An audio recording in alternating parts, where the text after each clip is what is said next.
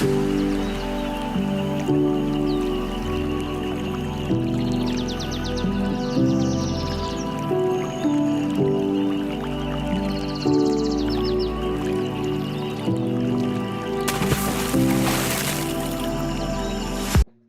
ng pagka-upload mo dito sa TikTok, Bert. Yung repair. Ito. Stig. Maraming views to. Pero ang init. Saan tayo maliliit? Hanap ka nga na maliguan ng sawa malapit sa sa Marilao, Bulacan na river.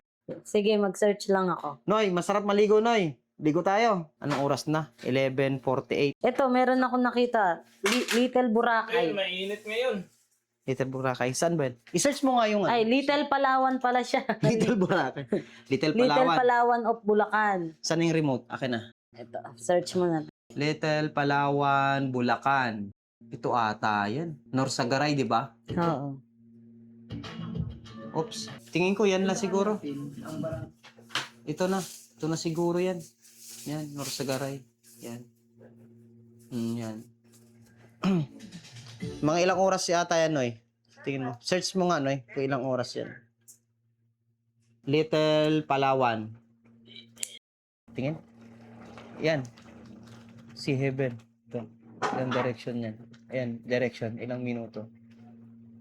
Yan. 2 minutes. Medyo mahirap pala daan dito. Ano ba yung baon natin? Meron tayong longganisa, meron tayong seafoods kanina na ulam natin, yung lato, tsaka yung yung seaweeds. Tapos, ano pa bang luto mo dyan, asawa? Adobo. So, yun lang. Darating natin doon mga alas 2 o alauna, no? Tara, pwede na to. Pack up tayo. Pack up. Tara na.